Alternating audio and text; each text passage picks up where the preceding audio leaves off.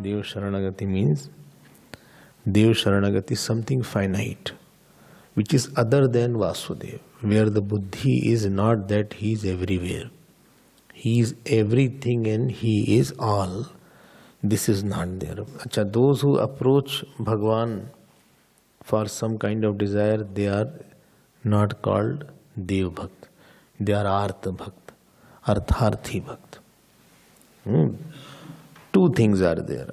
Two things. First is Dev means that Jeev who has exalted state, like Indra is there, Yam is there, Agni is there, Prajapati is there, Bhairav is there, many devatas can be there.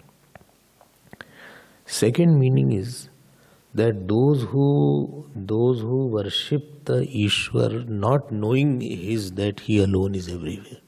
So they are worshipping the God, Almighty God, as finite only. Second meaning is secondary, first meaning is primary. So what is said here, these people, why don't they surrender to the God? Why are not the one they surrender to the God? So Bhagavan gives a reason here. Bole there Hritagyanaha. He has given the name called Hritagyanaha. Hritagyanaha means what? Whose knowledge has been totally abducted. So there is one person who is totally deluded by his desires. When desires comes, a person becomes almost mad. So he just wants that desire should be fulfilled, and he is not interested in how it should be fulfilled, who should fulfill it. That is not his interested area. So Hritagyanaha means Nitya Anitya Vivek he does not have. Sukh Dukh Vivek he does not have. He just wants that Devata should fulfill his desires. He wants a desire fulfilling Devata. Why these people have to go to Devatas to fulfill their desire? Sukriti, they are not that Sukriti. And because they are not that Sukriti, therefore they are not that Bhav doesn't come forth, that Vishwas doesn't come for the God. But because of the lack of Sukritatva in that, Punyatva in that, they don't have that much of faith in the complete Lord. So it is not important that Bhagwan is there, still one should have faith. See, Shakuni etc. didn't have faith at all, although they were seeing Bhagwan very frequently. And they knew what Bhagwan did from childhood Leelas. They also must have heard that he killed Putna, and that was well known. And he was the one who lifted Govardhan. And he was the one who danced on Kaliya. This was very well known all over.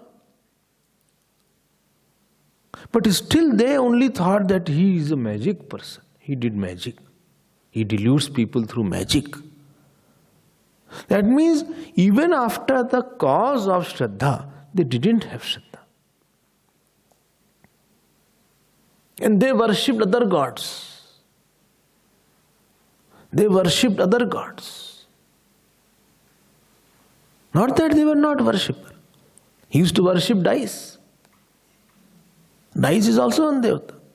So the problem with the Devatas are, because they themselves are not totally evolved, so they don't have that much of intellect to give him knowledge.